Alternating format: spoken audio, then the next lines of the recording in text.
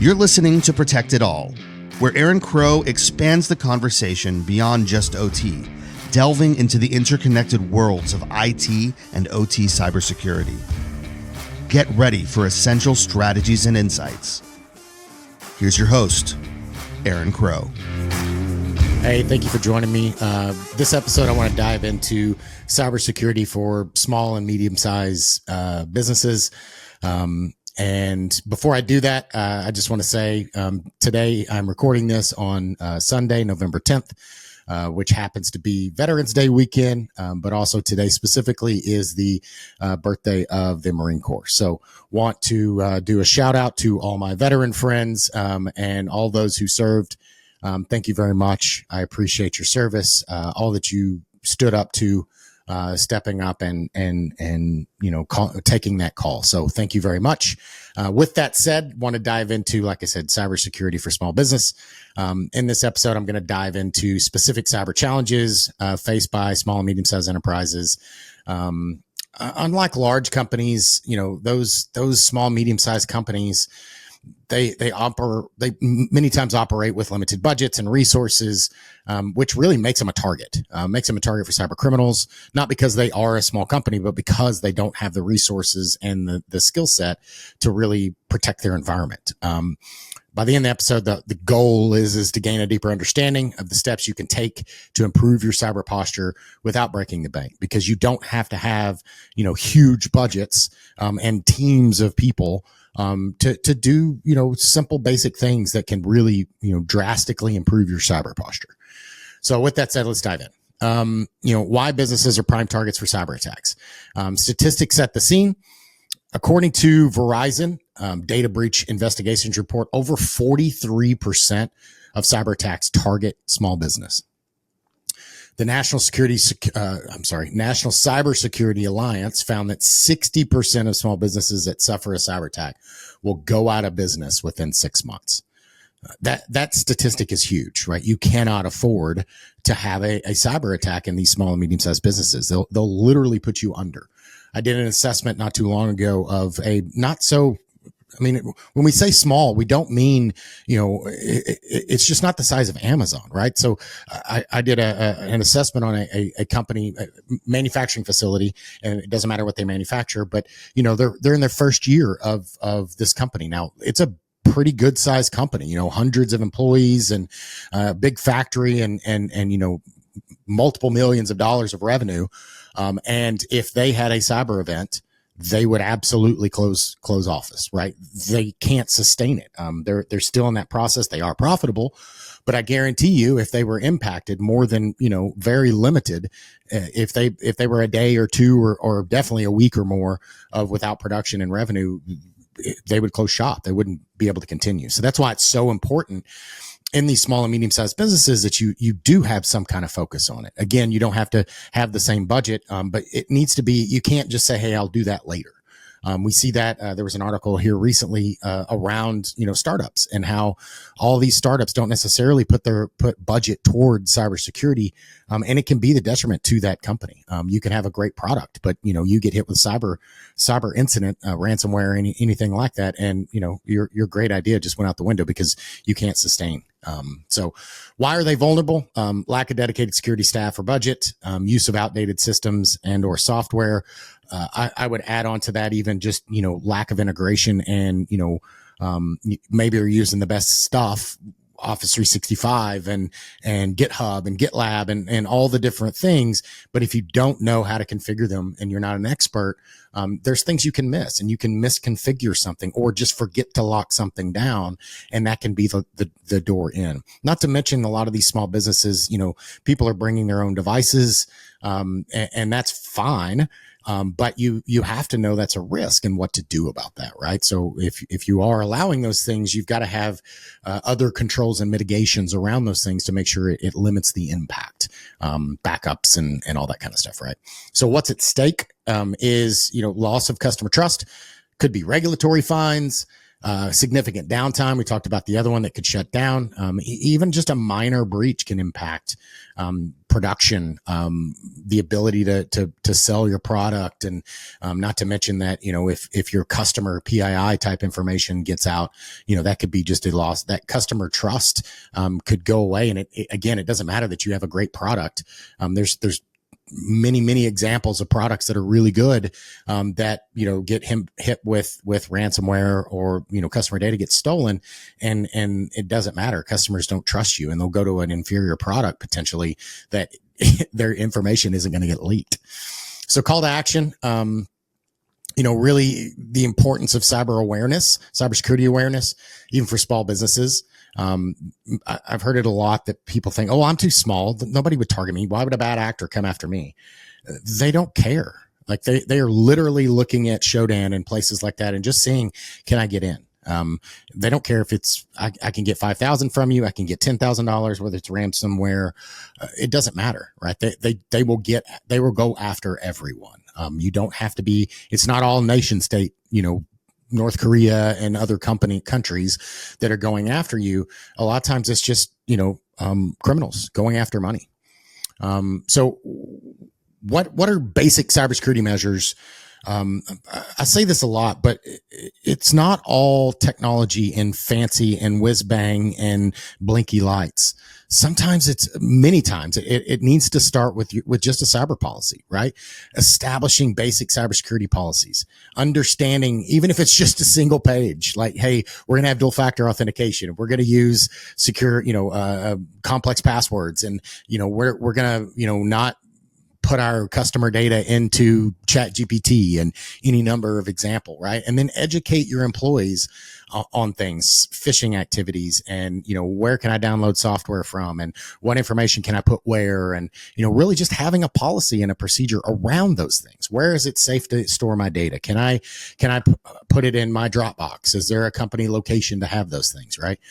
And then, there are affordable tools, DNS filtering, right? OpenDNS, Cloudflare, they can really block your malicious sites. Use a password manager.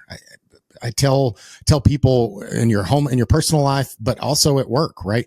You should use tools, password managers that can help you generate and store complex passwords. And you should do that in a way, especially if you think about, an IT person, a system administrator in a small company.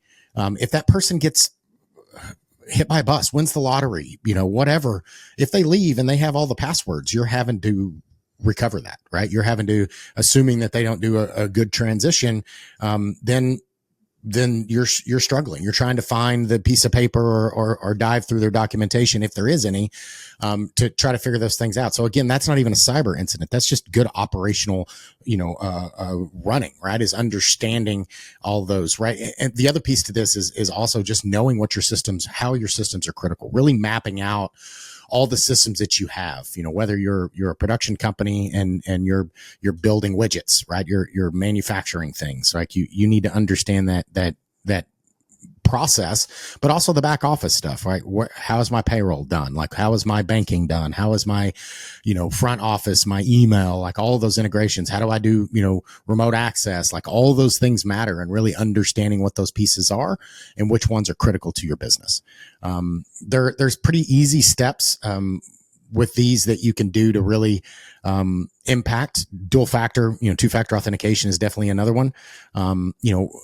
The easy quick wins are, make sure that all of your software and systems are updated to known patches and vulnerabilities, use antivirus software, make sure you're backing up your systems, that you have an offline backup, break glass in case of emergency. If one of your devices or multiple of your devices get hit with ransomware, how can you recover?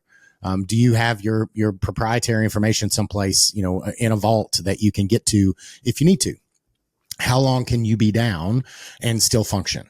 And what is that process to go from I'm down to I've back up, whether it's I've got a spare machine, I've got my stuff backed up, and I've tested that process. A little bit deeper dive in the architecture of thing, and it really depends on the type of business. But network segmentation, like we've done this for years, and it's really, really important. I have network segmentation on my home network that I'm at now. Like I have my corporate, my business stuff separate from my kids network, separate from my IoT network. And there's a reason for that, right? Is as I'm plugging in all these smart devices and, I've got a guest network. I don't want my guests on my production network. I don't want my guests in my IoT network. I don't want my guests on my kids network, right?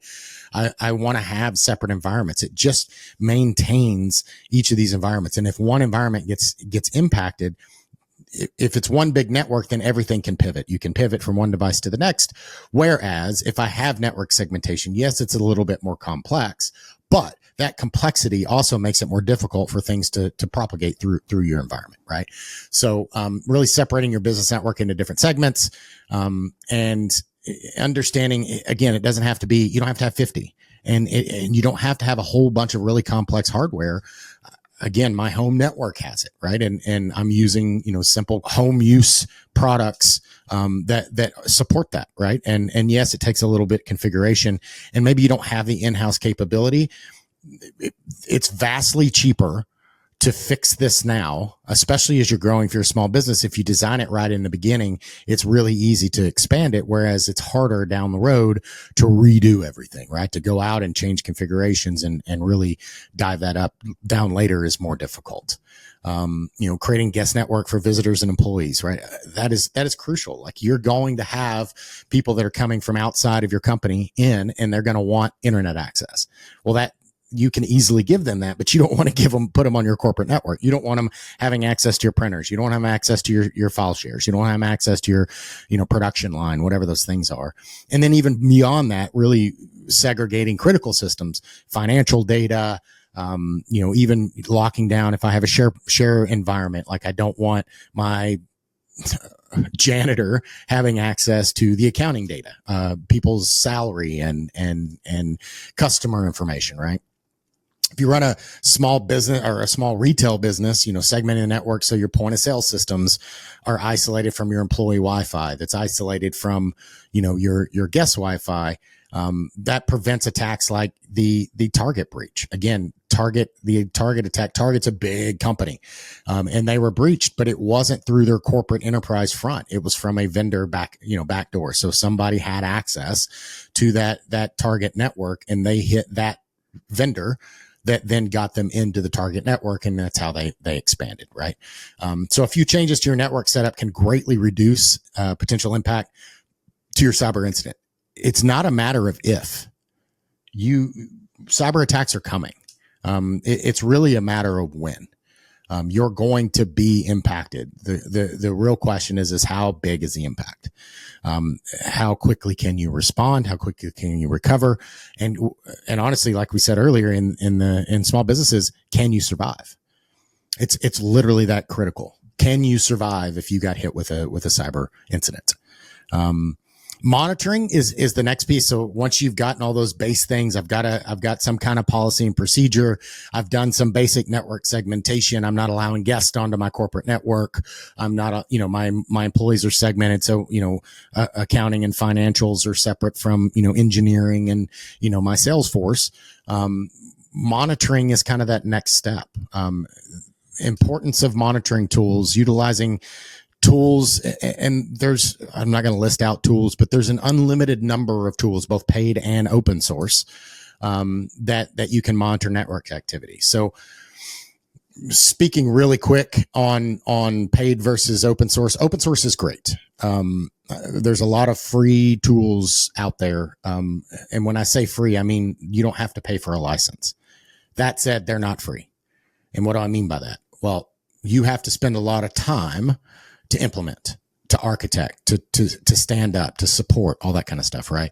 So some of the things that you're buying when you pay for a commercial product is the setup and the support, right? That is, especially if you don't have in-house expertise, you're the CEO, you really shouldn't be spending your time on monitoring of your environment, right? It's not your single best use. That said, you may have to in the beginning, how small you are. But again, that's where if you can open a ticket with a support company for this product and monitoring and all this stuff, that's a lot easier, and it takes less of your time away from running your business, as opposed to trying to go as cheap as possible, and not have that monitoring. That said, a lot of people are still going to have to use open source, and that's fine. Just know it's going to take time, and it's going to be a lot of work to maintain and get the value, even if you're not paying for a license, to get the value out and make sure that you're monitoring and you're seeing all the things, right? So how do you monitor your devices? Obviously, you really need to start out with, what do you have? Like, do I know what devices I have? Do I know what systems I have? What critical systems? Like, how can I monitor Office 365, making sure my setup is correct, monitor my endpoint devices, make sure I've got antivirus on those things, make sure that I'm scanning my corporate network so that I know devices as they get plugged in, and I'm monitoring the switches and the firewall, and I'm looking for, denial of service attempts and malware coming across. You can use, logging type devices, Splunk and others, right? There's, again, I don't want to dive too much into which products, but, there are free and low cost options out there for many of these things. But again, remember, those free low cost licenses are not free, because somebody has to maintain them, set them up, support them, configure them, all that kind of stuff, right? So, but monitoring doesn't have to be expensive. You can get real-time insight into your network. It just takes some time and effort to set up.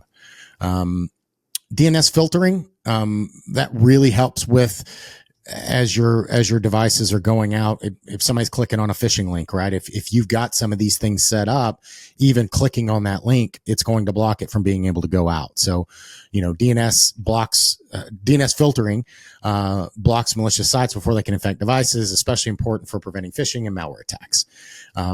There are affordable DNS services. If you don't want to run your own, you can use OpenDNS and Quad9, Cloud4DNS. They're free.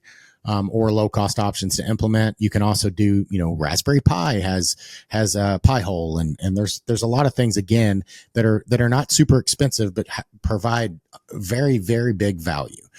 There's a lot of other things that are built into enterprise level firewall type devices. So FortiGates and Palo Alto and those guys, they have a lot of these things built in, so you can buy one device and get a lot of capabilities.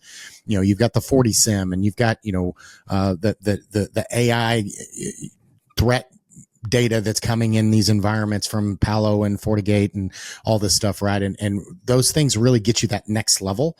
But again, they're going to be more expensive. You can also do it with a PF Sense box or any number of the open source firewalls, or Ubiquity. There's a lot of them that are more affordable. But again, remember that affordability comes at a cost. And it's really a time versus experience versus, capability. And that's where you really need to figure out what's right. As long as you're doing something, it's better than nothing, right? So figure out what those low hanging fruit are for you and really focus on them. And it goes back to that original, documentation and process is what is important. What are my crown jewels? And I want to protect those crown jewels. If my workstation goes down, but I've got a good backup and I know I can recover in an hour, maybe I don't have to spend the expense on really, endpoint protection as much as I do on the other. I'm not saying endpoint protection is not important. I'm just saying you can begin to decide what is the most important for my business, right? So getting a little bit more advanced is that incident response and business continuity planning, right? And that goes into how long can I survive? What is my recovery process? If this system goes down, how do I get it back? And again, small businesses are really struggling to survive after a massive event like this, right? And massive to a small business isn't the same as massive to target. A massive event for a small business could be hours. Like you could lose enough revenue and reputation in a few hours of downtime that it's going to be hard to dig out of that hole. So make sure you outline the steps that you would take in an event of a breach: containment, communication, recovery. And you shouldn't do that in a vacuum. Those are things, go through a tabletop exercise. There's great tools out there. ThreatGen has that auto tabletop they do, which allows you to use the capabilities of AI and language models to go through those scenarios. You're not an expert. You might also not be able to pay for a consultant to come in and do it, but you can use tools that'll help you, kind of get a leg up on these things. Make sure you have backup strategies. You need to have some kind of strategy and have multiple copies of your data, two different types of media, at least one of them off site. That's that 3-2-1 backup rule. So 3 copies of your data on 2 different media and 1 off site, right? So that you see the memes, the server goes down and hey, where's the backup? Oh, it's on the server that just went down. Oh, well, that's not fair. If I've got a VM, a virtual environment, and all of my backup servers on the same hardware as the rest of my environment, and I'm backing it up to the backup server, I'm not doing much good, right? I need to have an offline copy. Think about, I don't want it in the same room. If that room catches on fire, if there's a lightning strike and it takes out everything on a circuit, like all of those things are impactful. So you need to think about those things. So I want to make sure that I'm thinking through all of those things so that if the worst case scenario happens, I have a path out. It may not be pretty. Maybe it's manual for the short term, but at least I've thought it through, and it's not the first time I'm thinking about it after the event. You want to do it left of bang. If bang is the bad thing that's happening, everything left of bang is before it happened, and everything right of bang is, oh, I'm reacting and responding. I want to make sure I plan this stuff left of bang before the bad event happens, so that when the event does happen, everything to the right of bang, at least it's not the first time I've thought about it. At least I have a plan, right? My plan's not going to necessarily work exactly as I think it through. The old Mike Tyson quote, everybody's got a plan until they get punched in the face. But at least I have a plan of some kind. I know which direction to go in, and I know where to start. I have a backup. I know where it is. I've tested it before. Now you're troubleshooting, but not from a place of, I've never thought about this before. So being prepared can literally save you thousands of dollars in downtime or recovery costs. It can literally save the difference between your business continuing to run and closing up shop. So not to end on a dramatic note, but, conclusion and final thoughts are, that cybersecurity is a continuous journey. You're never done. It's not something you implement. It's like you go to the gym. You don't just go once, lift some weights, and I'm done. You have to have a plan and continue to do these things. You're having to constantly, as your company grows, as the threat environment changes, as your risk profile, all these things are going to change. So you need to constantly be remembering, just like you have to budget and every month is different, you have to look at your cyber and make sure that you're considering all the right topics and all the things that are important to your business. And it's not a standard test. You can't cheat off your neighbor, because the things that are important to you are different than even another company, one of your competitors. Theirs is different because they have different back office systems and different people and different geographies and different customers, and all these things are going to be a little bit different. So yes, you can get some templates to start, but you're going to have to customize it for your environment. Make sure to take immediate steps, even if it's just implementing one tactic. Understand your environment. Make sure you have an asset inventory. Make sure, where are your backups? Have you tested that? Do you have backups? Are they on the same server as the rest of your stuff? Do you have one in a fire safe in a different room that you can come back to from, a known good state? Like, these are the types of questions you need to be looking at. And you can solve for pretty simple. Like, you can take a backup of your stuff, put it on a USB drive, put that drive in a fireproof safe, put that safe in another building, right? Put it at home. That way it's off the ground. It's not going to get flooded. It's not going to get burned. And do that 2 or 3 times. That's not expensive, especially as a small business. Obviously, Target's data would not fit on a USB drive, but yours may. Right. And maybe it's not a USB drive. Maybe it's a network attached storage. Maybe it's a, cloud-based, like whatever that is for you. Make sure you know where that you have a backup and you can get to it. I've got 3 copies and 2 different types of media and at least, 1 offsite location. Right. So with all that said, again, don't overthink it. Also, don't think that you're immune or too small. Because nobody is. Bad actors don't care who you are, what you are, how big you are. They're coming after money. Like, there's so many different types of things that people are going after. A phishing attack, they're just broadly sending out and anybody they can get, right? That's why it's called phishing. They're not picking the individual fish, but if you're the small fish and you bite the hook, you still got hooked. And that's really the point of it, right? So, again, all that said, thank you for listening. Do me a favor and definitely make sure that you like and subscribe on YouTube, on wherever you listen to your podcast. Definitely leave us a review. We love getting reviews and feedback. as well as if you are, if there's a topic you want to cover, or hey, you want to come on the podcast, please reach out, info@protectedall.co. You can also see the info in the show notes here, but definitely shoot me a message. Love to have interesting conversations with folks around all cybersecurity things, from IT to OT, cloud, AI, just about everything that's there. So again, happy Veterans Day. Thank you for all those veterans that are out there, and I really appreciate all that you guys have done. Thank you to the listeners, and until next time. Thanks for joining us on Protect It All, where we explore the crossroads of IT and OT cybersecurity. Remember to subscribe wherever you get your podcasts to stay ahead in this ever-evolving field. Until next time.